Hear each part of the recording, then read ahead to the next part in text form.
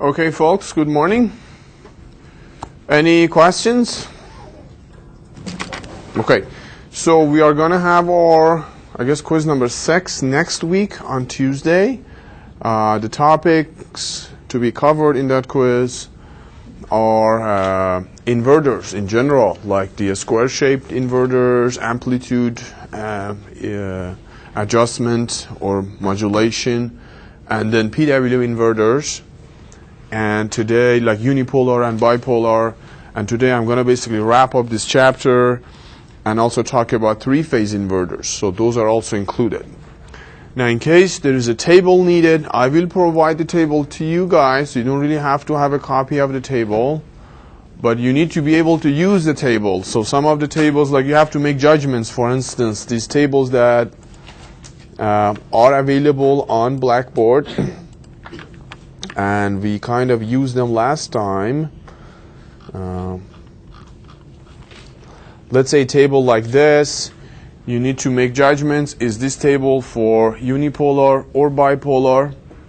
What are these numbers? How I can interpret these numbers? Are these numbers regulated by the DC value of the source or not? Are these values the peak values or the RMS values? Those kind of things. So I provide you the table, but then how to use the table, you should be able to do that. So make some basically practice. Any questions? Okay. So this is chapter 8. Chapter 8 talks about how to convert a DC power into an AC power. So far, everything that we have covered is a single-phase kind of a system, and then today we are going to talk about some three-phase systems. The book has some extra material that I have not covered, so I'm going to actually go through them briefly today. So the very basic inverter that we can use is an H-bridge configuration like this. It looks like an H. Basically, and if you remember, depending on how you turn the switches on and off, your output voltage can have 3 levels. It could either be 0 or positive VN or VDC or negative VN or VDC. Okay, so this is what the power stage offers you. Then beyond that, it's up to the modulation scheme on how to use them. For instance, first we introduce a square wave kind of a modulation scheme that gave us an output voltage of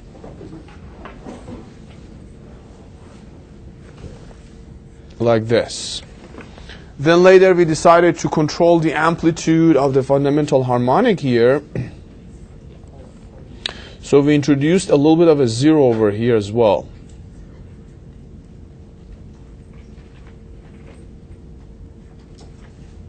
All right, something like this. Then we talked about PWM switching scheme, which was totally different than this, and gave us, for instance, if you focus on the bipolar one, gave us a signal like this.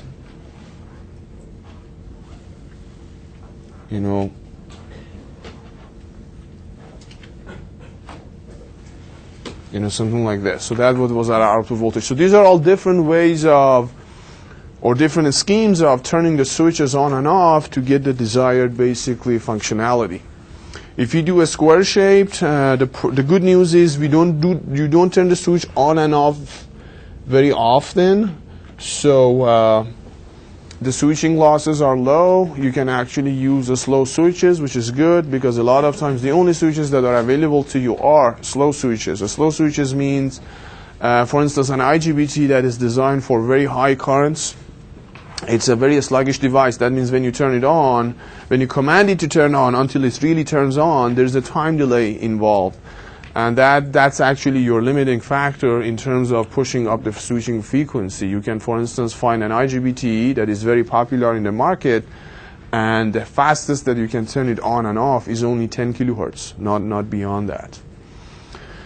So what the book does is, beyond what I covered was, you may say, I really like this kind of a square-shaped switching scheme, but the problem is the output voltage does not look really like a sinusoidal signal. Therefore, the total harmonic distortion is relatively high. Or you may argue that I have several sources and I want to kind of incorporate all of these sources in the scheme.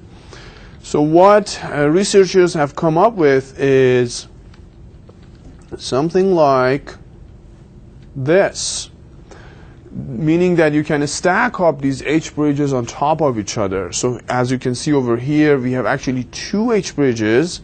This one gives me an output voltage of, for instance, VO1. This one gives me an output voltage of VO2.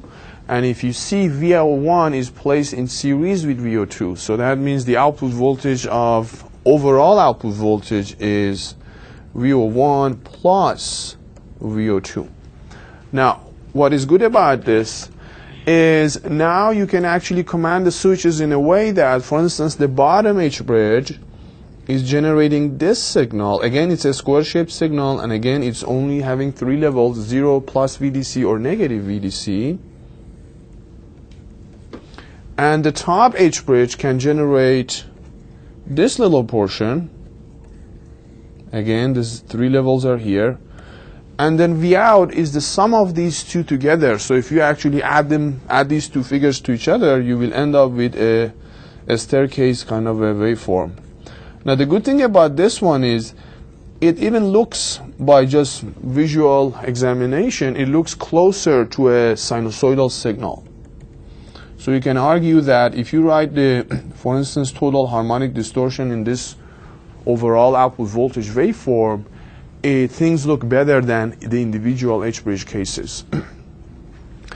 The other actually degree of freedom that you have is these firing angles of alpha, or alpha 1 in this case, and alpha 2. So you basically have 2 degrees of freedom, and you can adjust alpha 1 and alpha 2 in a way that eliminate a particular harmonic in the output voltage. For instance, you can say, I really hate this third harmonic, it is causing a lot of problems in my system. Then you can write a bunch of equations and realize that alpha 1 should be, for instance, 17 degrees and alpha 2 should be 23 degrees to eliminate the third and the fifth harmonic, something like that. So for each alpha, you have the one extra equation, or you have the luxury of, or option of, eliminating one particular harmonic. Now, what is the problem with this topology? The problem with the topology is you need 2 separate sources. So you have one DC source over here and another one here, but not necessarily they have to be the same, but they have to be separate, independent of each other. And the other thing is they are not even sharing the same ground. If I assume that this is the ground of my system, then this node over here is not really grounded anymore. So you basically can argue that we need to have one grounded source and one floating source, which may not be available to you. So that opens up another opportunity of research that, oh, wait a minute, what if I place a capacitor over here and then try to regulate the voltage of this cap so that it would behave like a DC source? And that's actually like one of the thesis topic of one of my PhD students to actually investigate this issue. But if you have plenty of these sources, the DC sources available, for instance, let's say you have a lot of solar panels, and you can treat each one of these solar panels to be one of your independent sources, and they can float as long as they don't violate any safety, standards, and then you can actually do something like this. And then let's say you can go crazy and say, okay, I have 5 independent sources and I can build 5 H-bridge basically converters. So each one of these is actually an H-bridge right now. There's 4 switches in them, and that's your output voltage basically. And then you can actually generate a signal that looks like this. And this looks a lot like a sinusoidal signal. So by actually increasing your number of sources or the number of H-bridges, you can improve the basically resolution of the output voltage that you are generating. The other good thing over here is, the other advantage in these, this is called the cascaded H-bridge topology. The other advantage over here is your source could be, this DC source could be 100 volts, and this DC source could be, again, 100 volts. but then your output voltage can go as high as 200 volts. All right. That means using a smaller sources, you can achieve higher voltages, which is another advantage when it comes to high voltage applications. Because if you look at, for instance, this IGBT over here, all right, the voltage that this IGBT has to be able to tolerate is the DC source value, basically. So if this switch is off, then there is a 100 volt voltage stress on this IGBT. But your output voltage is 200 volts. That means you can use low voltage switches to achieve high voltages. And that's good because, like, if you look at IGBTs and you really want to go to very high voltage application, the highest voltage IGBT that you may be able to find on the market maybe is 1200 volts, maybe 5000 volts, something like that. But let's say your application is 30,000 volts.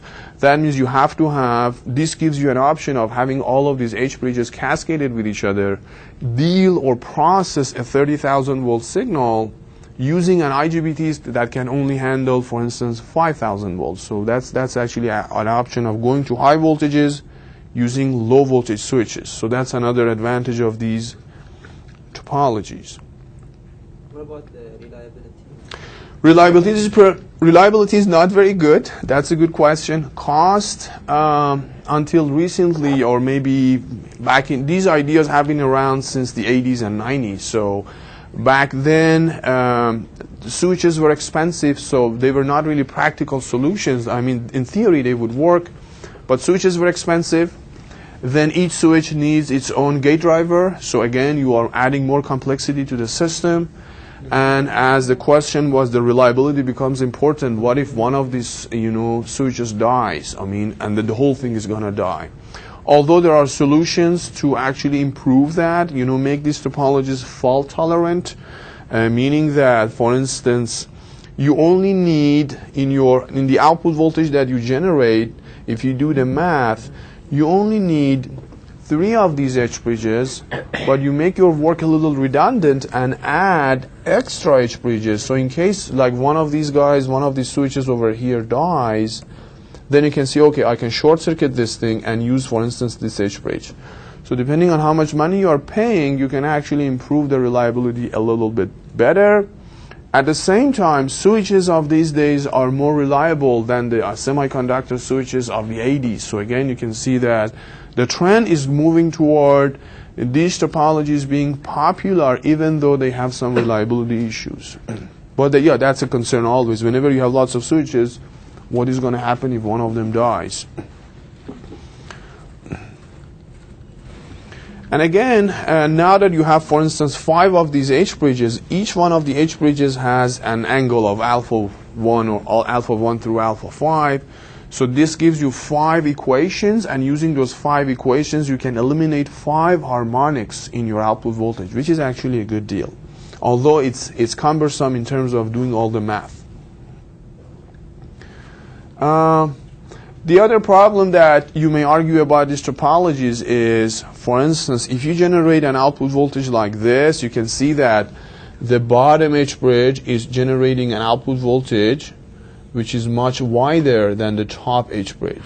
So in theory, you can say the bottom H bridge is processing more power compared to the top H bridge, or the source that is connected to the bottom H bridge is supplying more power. Then you can easily solve that and say, okay, I can do it like this, because all of these things are in series with each other. So if I add them up all together, I should get a waveform like this. But it doesn't matter which H bridge is contributing to what. So you can say, okay, the bottom H bridge, sometimes you give me a long, output voltage. Sometimes you give me a narrow output voltage. And it's like H bridge number 2, which is supposed to give me the longer output voltage. So you can actually kind of, iterate in a way that the power that each one of these sources is supplying is almost the same. So again, there is a solution for that. Then there is a more complicated topology over here. I'm not really going to go through the details of this, which is called a diode clamped multi-level inverter. Now the good thing about this thing is we are only using one source So that problem of needing multiple sources is resolved. And similar to what we had before, for instance, in the half-bridge DC to DC converter, you're actually splitting the voltage of this DC source to two halves. And ultimately, I'm not going to go through this, but if you look at the output voltage over here, it can be either 0, assuming that this is, for instance, your ground. And let's say this is going to be VDC over 2, and this is also going to be VDC over 2. So the output voltage could either be at the level of 0 or VDC over 2 or VDC. And again, as you can see, it gives you actually two positive levels and a 0. Oops, actually it could also go to negative values as well. Negative VDC over 2 and negative VDC.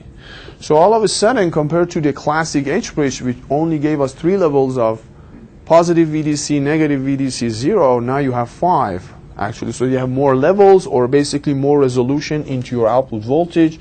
So you can actually generate an output voltage that looks like this.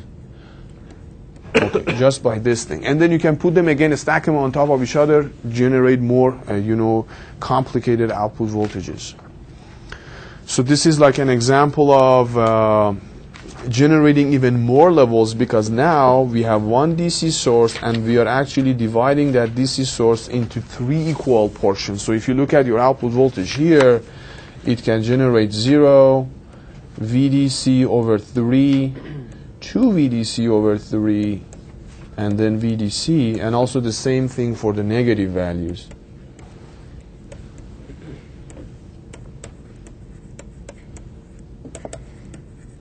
All right. Now, these topologies, the H-bridge and this one, and also there's a third one, and I don't think the third one is actually mentioned in the book, which is called the flying capacitor topology. These are kind of the topologies that we analyze, for instance, in a course like Advanced Power Electronics. So I just wanted to mention what you see in the book and what exactly they are used. So they are being used to generate. Again, we are still following the staircase switching scheme. The switching frequency is very low, but we can generate more number of steps in our output voltage. So we have the option of making this output voltage closer and closer to a sinusoidal signal, reduce the total harmonic distortion, and all the good things that could happen. So this was all about switching at low frequencies, or staircase switching. And then there is this concept of PWM that we talked about last time as well, and that is your switching pattern is made based on a comparison that you make between a triangular waveform and a sinusoidal waveform. And the triangular waveform is at a higher frequency, like 17 times or 15 times the frequency of the sinusoidal waveform. And we are going to say why we choose these numbers. And there are different schemes like bipolar, unipolar. In the bipolar one, whenever the triangular sticks out of or is actually larger than the sinusoidal signal, you turn the switches in a way that it gives you a negative VDC. And like over here, there's a long portion, and that means this negative VDC is happening for a long portion of time. And that's the objective. So the objective is to generate an output voltage that looks like this, and then you can argue that I can do Fourier series analysis and look at the harmonics that I'm actually generating over here. So we also talked about the bipolar one. Things are a little bit different over here. And then we ended up with these tables. And for instance, this particular table, so we are looking at the frequency spectrum of the output voltage. So first of all, you have to pay attention. This table is prepared for a bipolar PWM switching scheme. And also pay attention that the order of the harmonic is regulated or normalized by the DC source value. And n is the order of harmonics, so the first harmonic, then, so obviously we're only focusing on the harmonics that are not 0. So then the next one appears at MF, and MF is the frequency modulation index, which was the ratio between the frequency of the triangular and the sine signal over here. So for instance, MF could be 17 or 15 or something like that. And then there are sidebands to that, like MF plus or minus 2. So technically it's talking about this one and plus or minus 2. And if you really zoom in, there is also at plus or minus 4, but it's almost negligible. And then depending on the amplitude modulation index that you use, again, the amplitude modulation index was defined as the ratio between the amplitude of your sine signal with respect to the triangular signal. So technically we are talking about this amplitude divided by this amplitude. And it's better be less than 1, because if you go beyond 1, then you are over modulating the signal, or things are going to get saturated. So the good news about this frequency spectrum is, between the fundamental harmonic that we would like to see, the sinusoidal signal, and MF, which are basically where the first undesired harmonics appear, there's nothing basically. Everything is 0 over here. So that gives us a good opportunity to filter out the signal, this output voltage. So if you have an electric motor, your electric motor behaves by itself like a low-pass filter and behaves like this. So the fundamental harmonic goes through with no problem. The undesired harmonics are going to get attenuated by this gain, negative gain. Therefore, your current that is going through the windings of the electric motor are almost sinusoidal, and therefore your torque is like an ideal torque, and all the good things can happen. Now, we did not talk about this particular table, and it's almost the same. The only difference is this table has been prepared for the unipolar switching scheme that we didn't really discuss in this class. But again, you can see this looks a little bit better in a sense that over here the undesired harmonics appear at MF. Over here it actually appears at twice MF. So again, you gain a little bit of a gain over here, that your harmonics are actually further, the desired and undesired harmonics are even further apart. Then we have some simulations over here. I also have some MATLAB simulations that I can show you, but the book also does it, and it's all I want to mention over here is that the inductor is 20 millihenries and the load resistance is 10 ohms. And if you do so following a bipolar switching scheme, so this would be your output voltage, and then the other one would be your output current. And as you can see, the voltage doesn't look like sinusoidal, but the current actually looks a lot like a sinusoidal signal, and actually it's like something like this.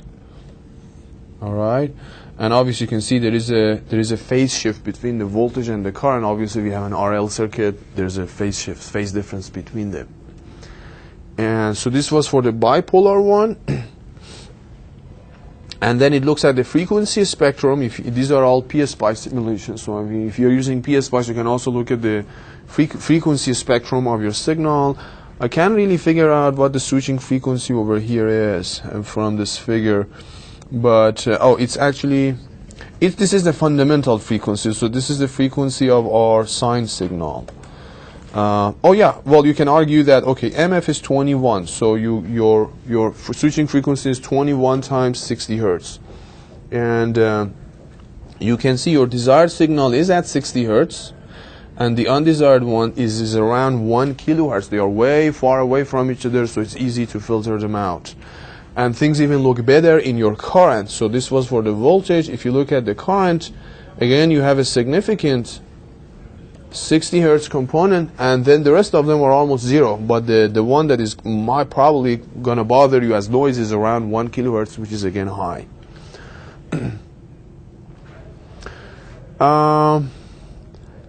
Again, another bipolar example, and there are two figures over here, and the only difference between these two simulation results is the value of MF. Everything is fixed, like amplitude modulation index is 0.9 here, and it is 0.9 here as well, The only thing that is changing is MF, which is 21 here and 41 here. As you can see, obviously your voltage changes. You can see there is more switching in the output voltage waveform. So the indication is your switching frequency has increased, obviously.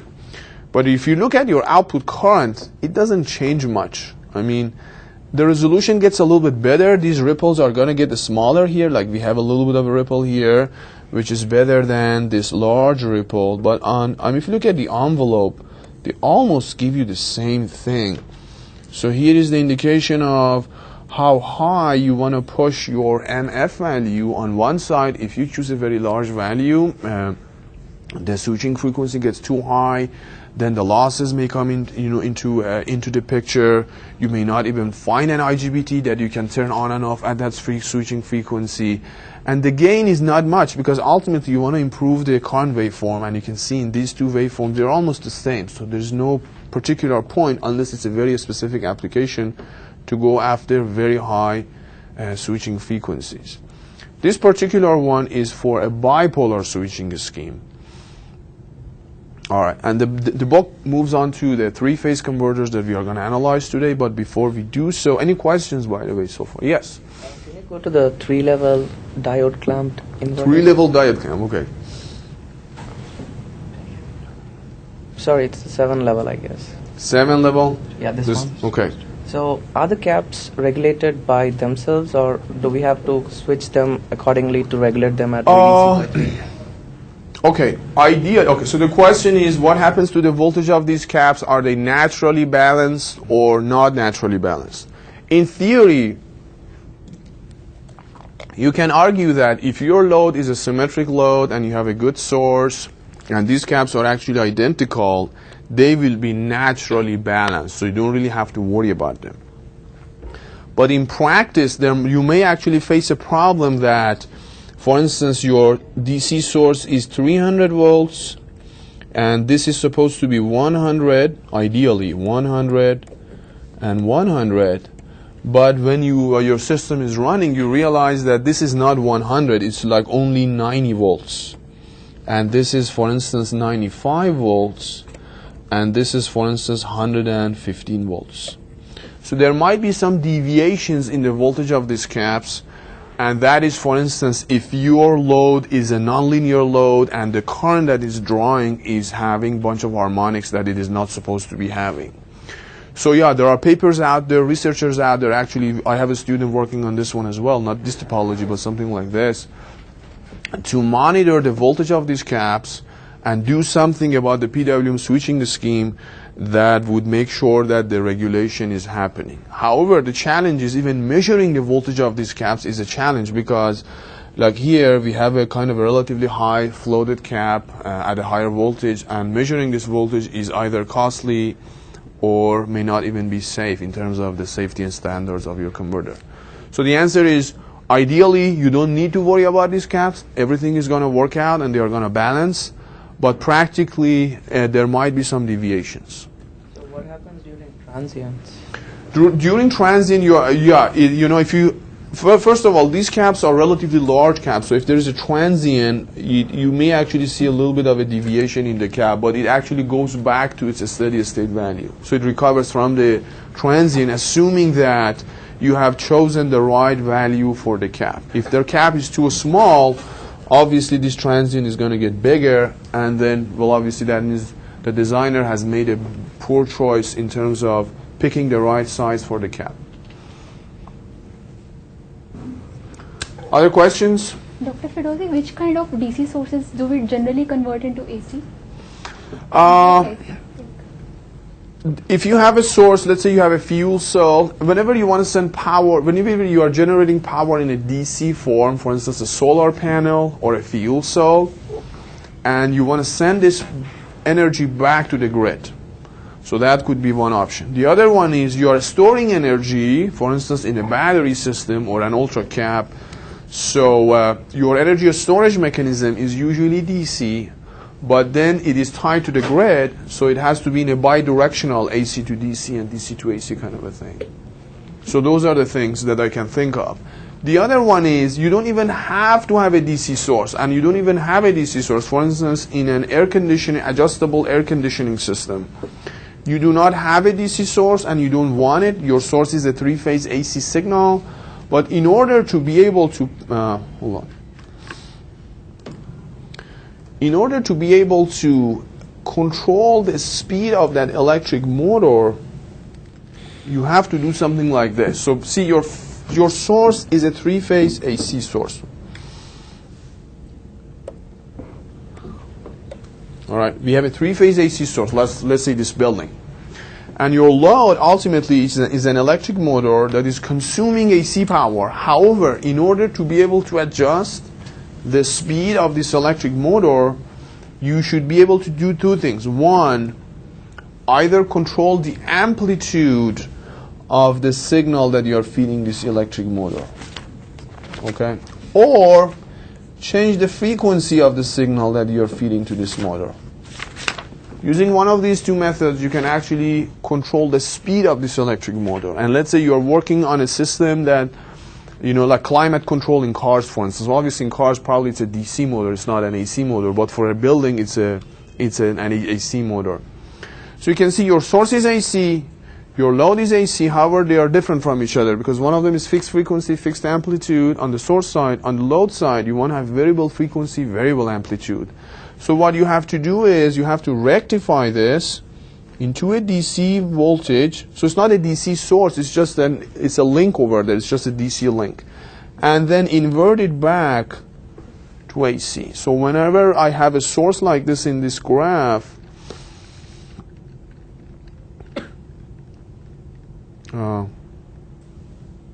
for instance, if I have a DC source over here in this schematic, this is not necessarily a DC source. It could be a cap which is being fed by a rectifier from your AC source. So that's another option. All right, other questions? All right, so before we get to the three-phase systems, I wanted to show you two things. One is picking the right value for MF. I mean, the number that I always suggest in this class, at least for bipolar switching scheme, is MF to be, for instance, 15, 17, 19.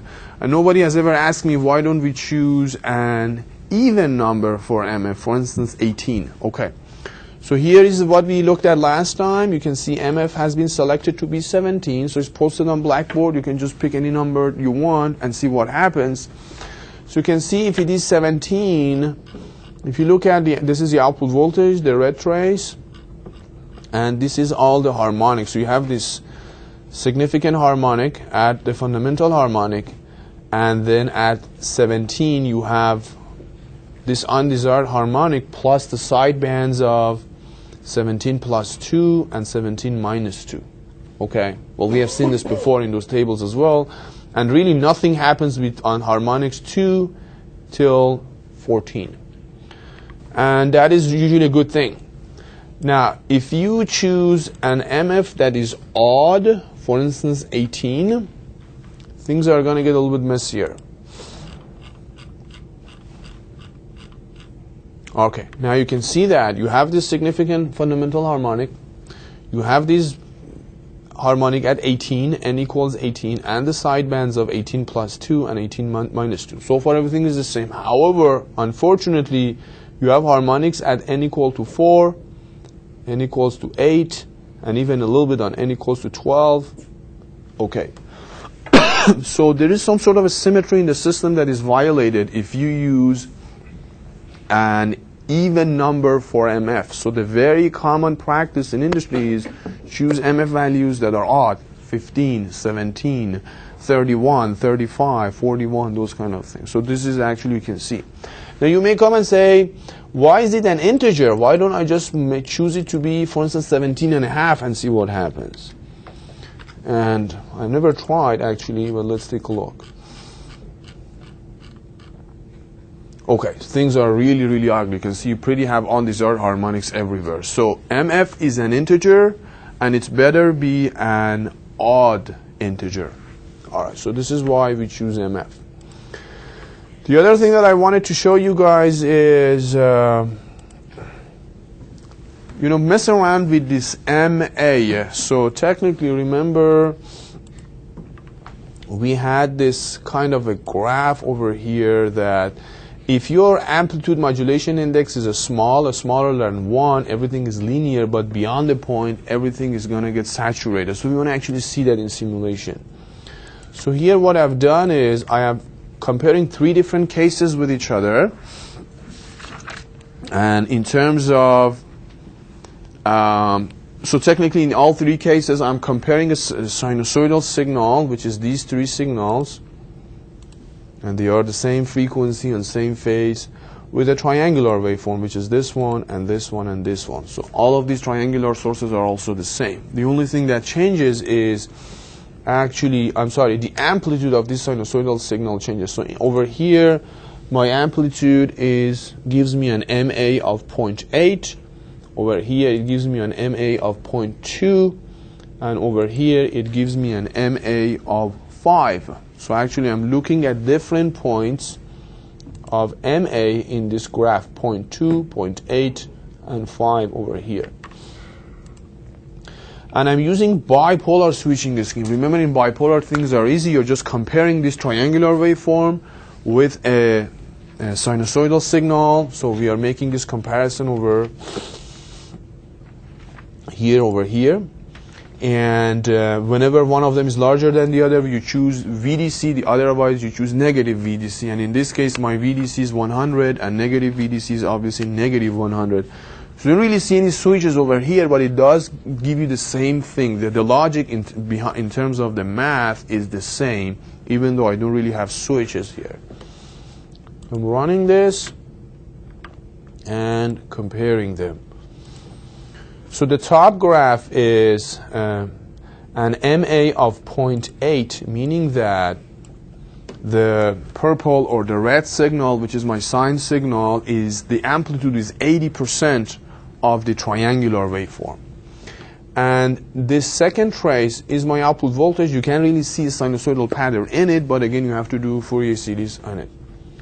In the second one, MA is 0.2. You can see the triangular hasn't changed. It's always fixed frequency, fixed amplitude. But then the red one, which is the sinusoidal signal, the amplitude has been shrunk from 0.8 to 0.2.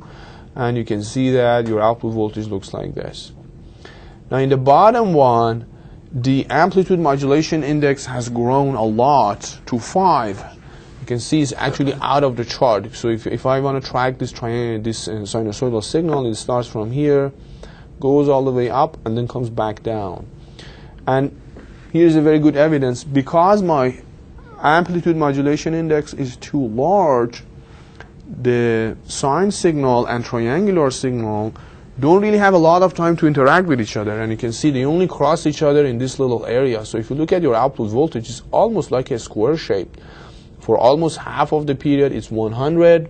For the second half, it's almost negative 100. And there is a little bit of an interaction going on over here. So if you keep increasing your amplitude modulation index, you're not really gaining anything. You're just moving towards from a bipolar switching scheme to a square shape switching scheme. All right.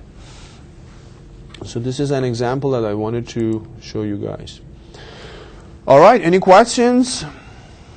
All right. So now what we are going to do is, in order to make things more complicated, we are going to move on to a 3-phase inverter. Now, why do we want to do 3-phase? Because a lot of times when we have an AC motor, it's a 3-phase motor, so that's one reason.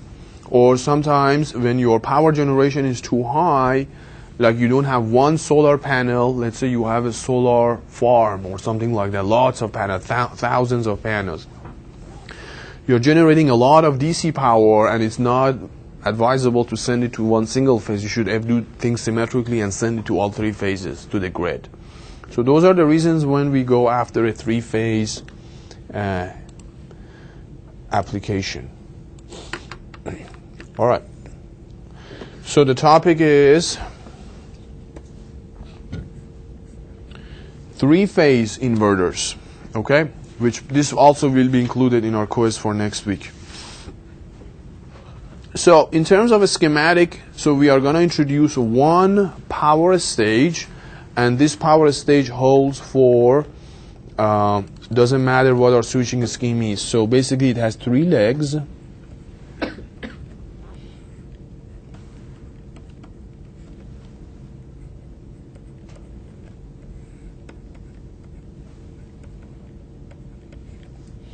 So don't forget about the diodes.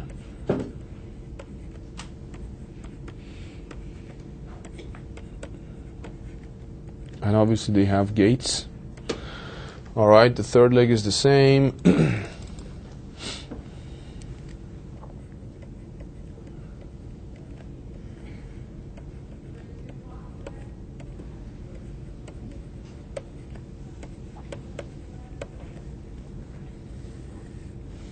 All right. So we connect our DC source, which, as I said earlier, it's not really, might not exactly be an independent DC source. It could be a large capacitor being fed by a rectifier. And this is it. This is our phase A.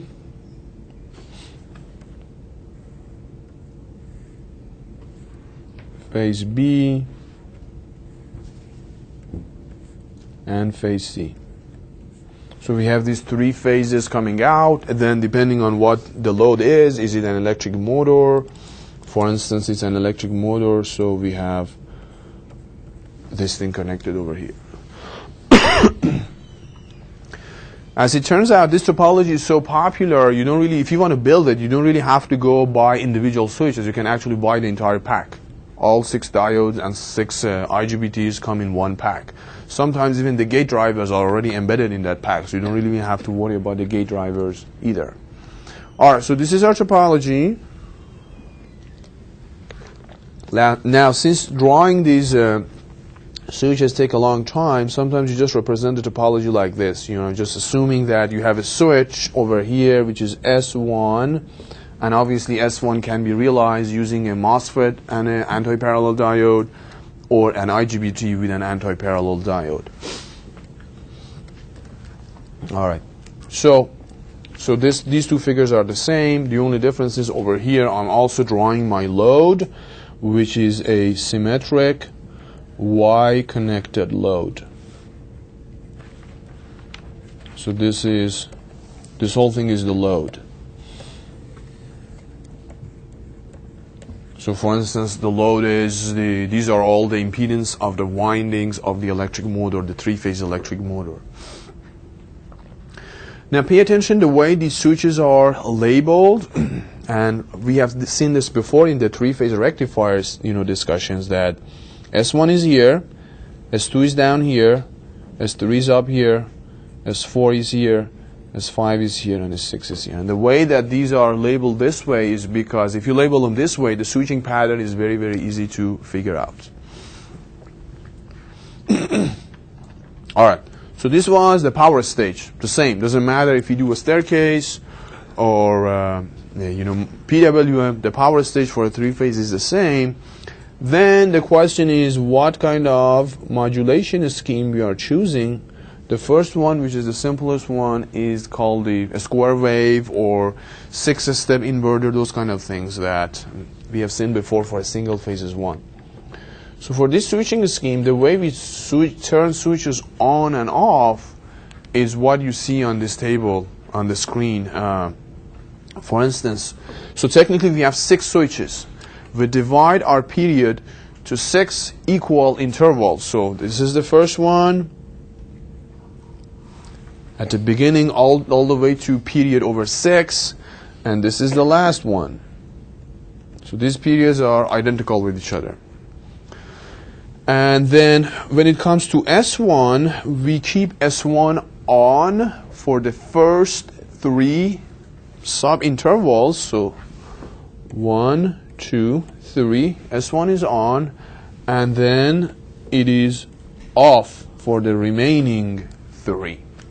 When it comes to S2, we almost do the same thing with 1/6 of a period of time delay. So for sub-intervals 2, 3, and 4, we keep S2 on, and then for the remaining, it is off. and just keep doing that. So technically, if you compare, this is where S1 is on, then S2 is on, then S3 is on. It's just kind of shifting to the right. Then S3 is on, then S4 is on here, and then S5 is on here. So it's just like a diagonal kind of a thing going down. So this is our switching pattern. All right. Well, obviously this is going to work, but let's say we don't know and we are curious to see if we select a switching pattern like this, what is going to be our output voltage waveforms, you know, the important waveforms in the system. So let's take a look at some of the waveforms that we can generate. All right, so what I'm going to draw here is well, first of all, I have these waveforms down here, but I don't want to scroll up and down a lot, so I just want what I'm going to do, I can just draw them over here. All right.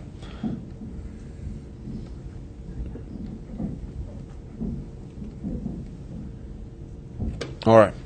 So, first of all, it's very, very important to label the signals and the points correctly. I am labeling this point over here, to be point A, and I am labeling this to be the ground, or point 0. So first thing that I want to see is what is the voltage of point A with respect to this ground. Now, a common mistake that a lot of people make is they assume that this is ground too, and it is not. It has nothing to do with the ground. The neutral point of your load is not ground anymore, in this case at least. If we just label it N, the neutral point of the load, and later on we are going to see what the voltage waveform looks like. Okay. So we have this period divided to 6 equal intervals.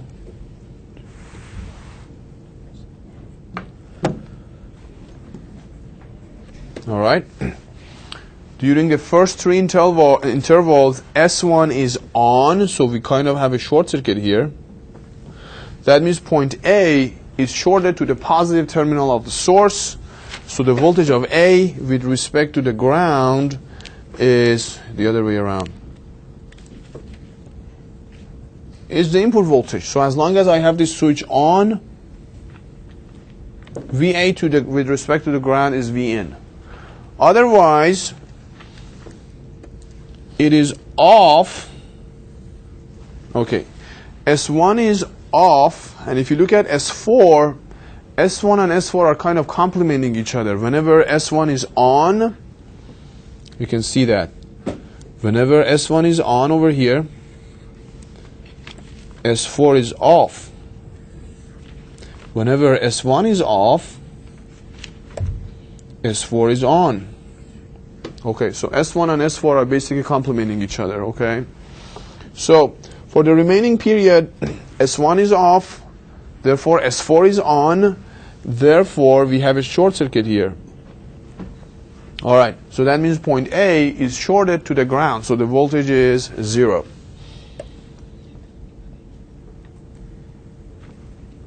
So this would be our voltage waveform of point A with respect to the ground. Now let's do the same thing for the voltage of point B with respect to the ground.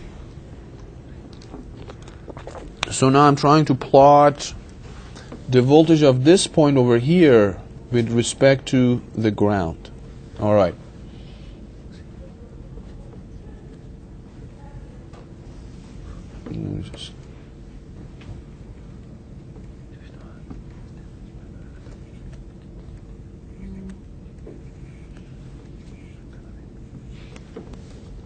All right, so we have to focus on S3 and S6 basically. So if you look at S3 over here, it is off during the first 2 segments, so it gives me a 0 because that means S6 is on, and then it is on here, it is on here, it is on here, which is the 3 segments in a row, which gives me VDC, and then again 0. So by the way, this level is Vin.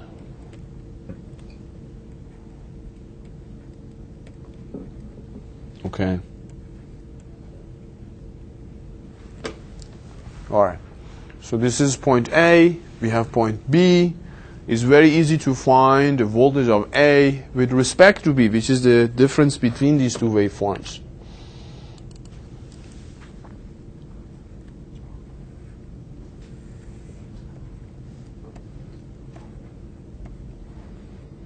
Okay.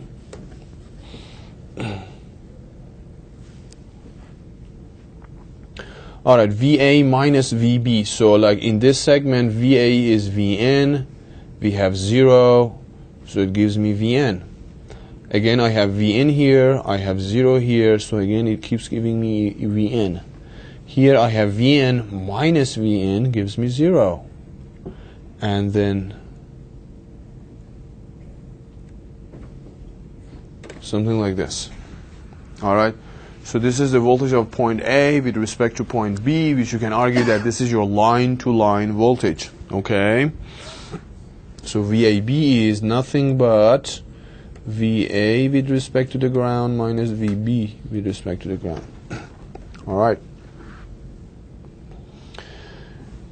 All right. So these are the like line-to-line voltages. Like if you are curious about what happens to VAC, it's pretty much similar to this, like 120 degrees phase shifted. Or what is VBC? The same thing, 120 degrees of phase shifted. The other voltage waveform that we want to point out over here is the voltage of node N, which is the neutral point of my load with respect to the ground. All right, V of N, 0, something like that. In order to find this voltage, we have to do a little bit of a math. Now, what is that math?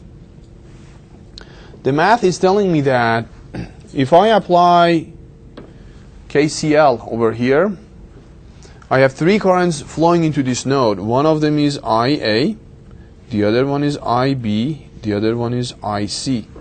And obviously, because there is no other nodes, IA plus IB plus IC should be 0. Okay, so that's KCL over here. All right.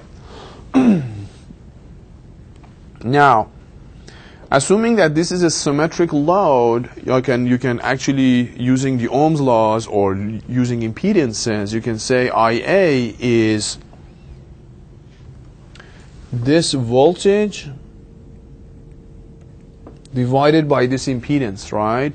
So let me write it over here. IA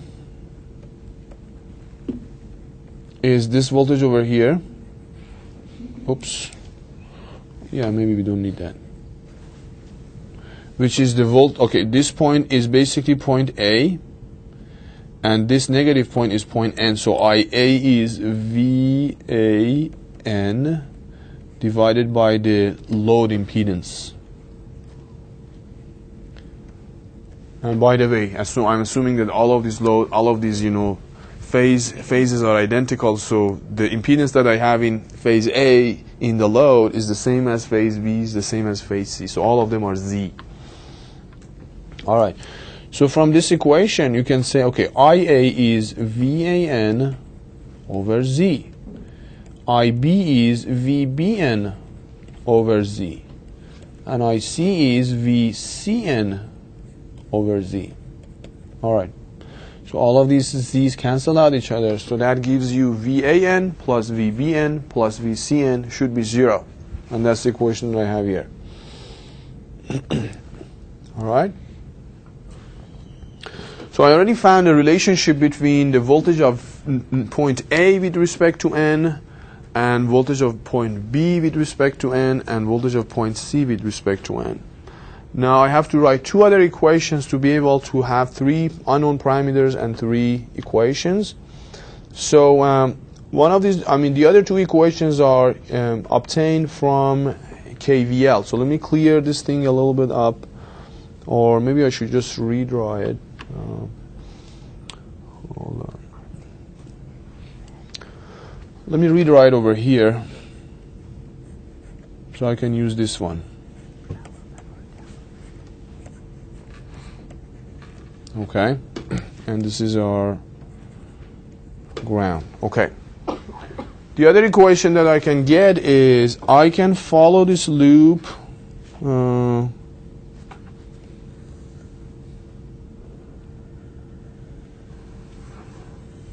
right, and write this equation. I can say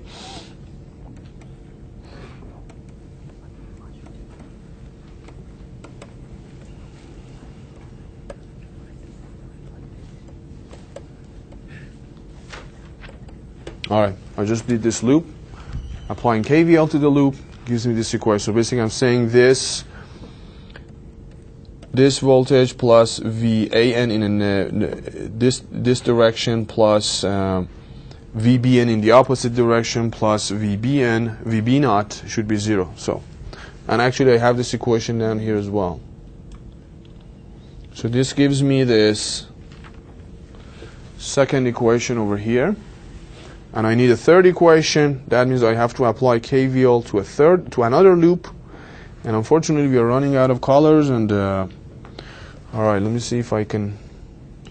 I'm just going to write it and then explain it. So let me see. VA with respect to ground with a negative polarity plus VAN. So far we covered from 0 to N. Then now I'm choosing the C path to get back. Negative CN plus VC0 should be 0 as well. So on the top equation that you have here, I went up from phase A and came down from phase B. On the second one, I went up from phase A and came down from phase C. And this is basically this third equation that I have over here. And by the way, if there's nothing here, that means there is a 0 basically here. All right. All right. So I have three equations, independent. I can solve them and find the parameter that I need. Now, please don't use the third equation over here. You may say, oh, I can get the third equation over here, and that is going up from phase B and coming down from phase C. But unfortunately, that does not give you an independent equation. It actually gives you the sum of these two equations that I have already. So the third equation had to be obtained from that KCL of IA plus IB plus IC is 0, and that led to VAN plus VBN plus VCN is 0. So I have these 1 and 2 and 3 equations. You do the math and you realize that VAN turns out to be a signal like this. And what is VAN, by the way? VAN is the voltage of this node with respect to the neutral point of the load. It's like a line to neutral kind of a voltage, okay? So VAN is twice VA minus VB minus VC divided by 3. Now, if I want to plot it over here,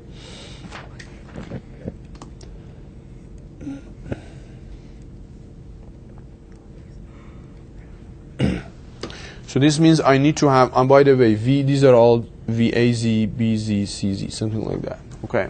So I need to have VA0, VB0, VC0. I have VA0 and B0, but I don't have VC0, but you can envision how it looks like. For instance, in the very first interval, like over here, VA0 is VN, VB0 is 0, and VC0 is also 0. So if you add them, you're going to get 2VN minus 0 divided by 3. So you get 2VN over 3. So this level is 2VN over 3. I'm sorry, just VN over 3. All right, so maybe I should draw the third one as well. Let me just do that.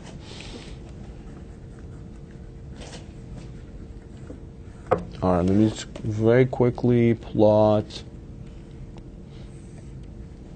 VC0, the voltage of that node, which we labeled C, which is this node, with respect to this ground over here.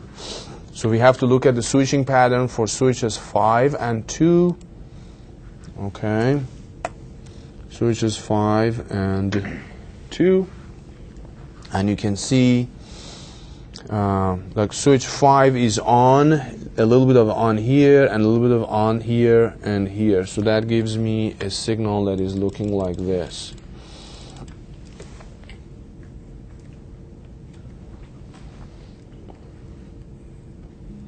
No, doesn't go down.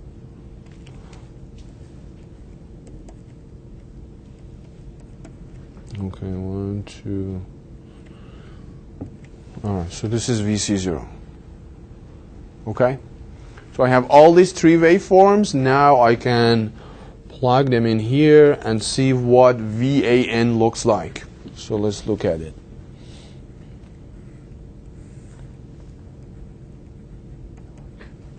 So let's look at the first interval. I have Vn here, so multiplied by 2, 2Vn minus 0 minus Vn gives me Vn over 3, so it gives me Vn over 3. All right, let's look at the second interval. We have a Vn here, minus 0, so it's still 2Vn minus 0, and then this is also 0, so it's just 2Vn over 3.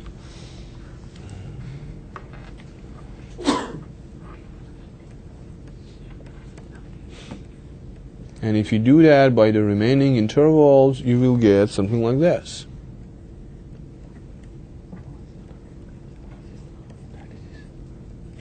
All right. So this is again Vn over 3, negative Vn over 3, and negative 2Vn over 3.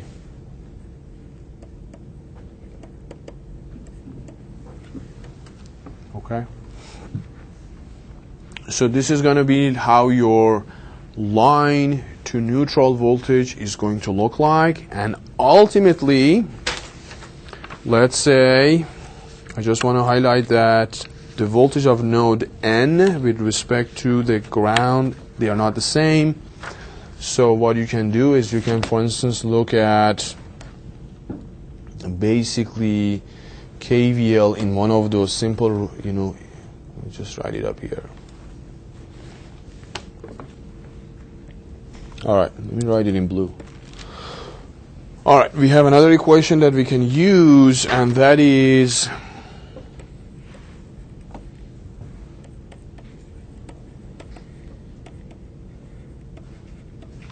all right, I'm sorry, VAN.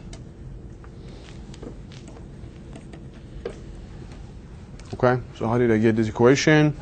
I started from this node. You start from this node, jump to point A, then jump to point N, and then jump back to point 0. So you have basically three jumps, therefore 3 voltages are involved, and you end up having this equation. All right. Now what's good about this equation? We already have the waveform for VA with respect to ground, and also VA with respect to the neutral point. So you can just subtract them from each other and get Vn, which is the neutral point of the load with respect to the ground. So in order to do so, all you have to do is look at this waveform over here and subtract this waveform from it.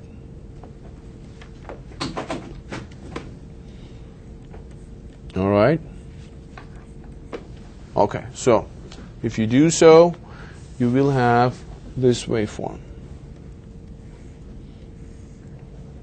Vn with respect to our ground.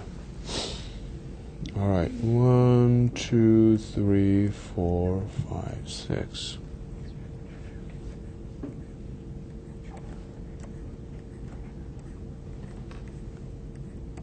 So it's like a square shape with a DC actually value, and this top level is 2Vn over 3, and this bottom level is Vn over 3. So please keep this, have a mental image of this waveform, the blue waveform, and never from now on assume that the neutral point in your load is the same as this, the voltage is the same as this ground node over here. So this has nothing to do with this node. There is a voltage between them. You cannot just short them and assume that they are the same nodes. They're not. All right. So this was all about our switching scheme and how the voltages in the system would look like. We looked at the voltage of A with respect to ground, voltage of node B with respect to the ground, and so for voltage of node C with respect to the ground. We also found the voltage of node A with respect to B, which is like a line-to-line voltage. And also we found the voltage of node A with respect to N, which is like a line to neutral kind of a voltage waveform. And they're all kind of, they are AC, they are not sinusoidal, but then again you can argue that there is a sinusoidal component going on here. For instance, we have something here going on, and for instance for VAB we have a sinusoidal component going on. All right, something like that. All right. So speaking of sinusoidal, people have already done it. They have looked at the Fourier spectrum or series of these signals. For instance, one would be the line-to-line voltage looking at the nth harmonic. Okay, so remember line-to-line voltages are V, for instance, AB, VBC, VCA, they are all line-to-line voltages. Okay, like A line with respect to B line, or A line with respect to C line, something like that. All right. So technically, that what I mean is somebody has looked at this waveform over here. It's a periodic waveform. There is some sort of a symmetry in this as well. And they actually have done the Fourier series analysis and have found that the harmonics appear at 4 times Vn or VDC times n, which is the order of our harmonic, times pi times cosine of, again, n pi over 6. Okay. And n is just not any integer. N is either 1 or 5 or 7 or 11 or 13, or you can argue that it is either 1 or 6 times an integer plus or minus 1. Like 6 plus 1, 7, 6 minus 1, 5. 2 times 6 minus 1, 11, 2 times 6 plus 1, 13, something like that. So this is the frequency spectrum. Good news, we have a desired harmonic as our fundamental harmonic, which is n equals to 1. Then we don't have anything at n equals to 2 or 3 or 4. So our first undesired harmonic is n equals to 5. So they're actually a little bit away from each other. Compared to the single phase case, because in the single phase case we had the harmonic desired one at n equals to 2, n equals to 1, and then starting at n equals to 2 we had actually 3, we had the undesired harmonics. 2, it was still 0 because of the symmetry in the system. So this gives me that, okay, we have at n equals to 1 we have this harmonic that we want, then nothing at 2, nothing at 3, nothing at 4, then at 5 we have another one. So you can see they are a little bit far away from each other compared to the single phase case. So this is one of the advantages of actually going to the three-phase system, because the third order harmonic is going to be automatically eliminated in your system because of the symmetry in the system. So if you want to construct your, for instance, output voltage, line-to-line voltage, so it has some amplitude at n equals to 1 times sine of omega t, n equals to 1 again, plus some phase. Now I haven't identified what this phase is because a lot of times we only care about the RMS value, so it doesn't matter what it is. And the other thing is I'm just saying V line to line in general. I'm not saying is it VAB or is it VBC or is it VCA or something like that. It's a general line to line voltage. Plus the harmonic at n equals to 5. So you can see an n of 5 appearing here and also here and also here. plus the harmonic at n equals to 7. 7 appears here, here, and here. And then, for instance, 11th and 13th and, 17th and 19th and so on and so forth. So if you actually calculate these values, you can see that the fundamental harmonic is like 1.1, and again, everything is regulated with respect to your VDC. And the fifth harmonic is 0.22, and the seventh harmonic is 0.158. So you can see that very rapidly the order of the harmonics are going to go down to 0.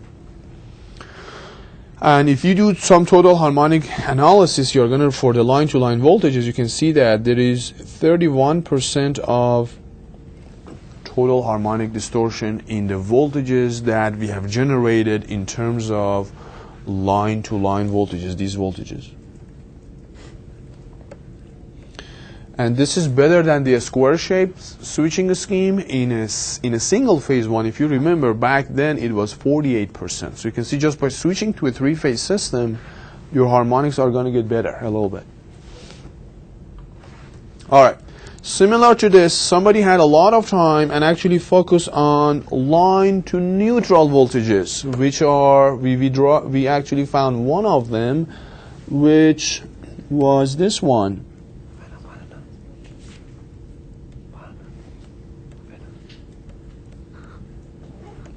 All right. Again, it's a periodic waveform. It's symmetric. They have actually looked at the Fourier spectrum, and here it is. So n is the order of harmonic for line to neutral. Unfortunately, now we have two n's. N, one of them is pointing to the neutral point of your load, capital N, and then lowercase n, which is the order of the harmonic that you are looking at. So signals of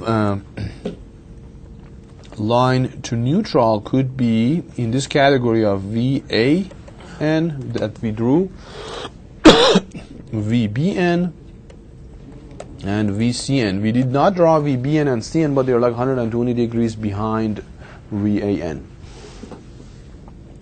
So this turns out to be, the equation is a bit more complicated. 2 times VN over 3 times n, which is the order of the harmonic, times pi, times 2 plus cosine of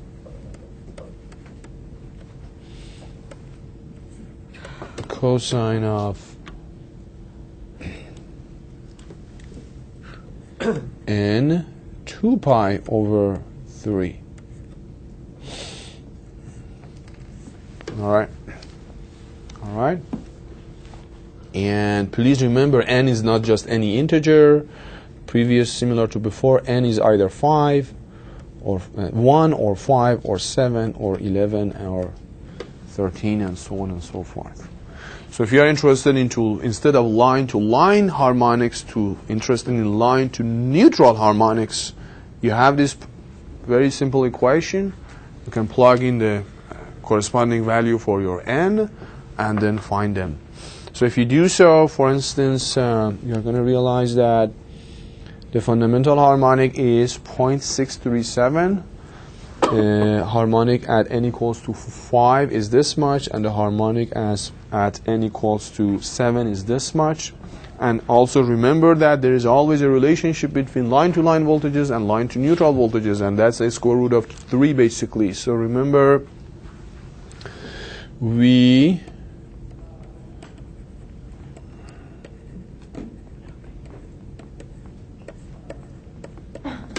okay, so in other words, if I multiply this 0.637 by the square root of 3, I should get this 1.1 value over here. Okay, so again, if you do a total harmonic distortion analysis, it gives you the same total harmonic distortion, which you kind of expect. You can't really manipulate yourself and say one particular voltage in the system has a better total harmonic distortion. It's just the nature of the system that gives you 31% of total harmonic distortion. Okay, so this was all about a square-shaped.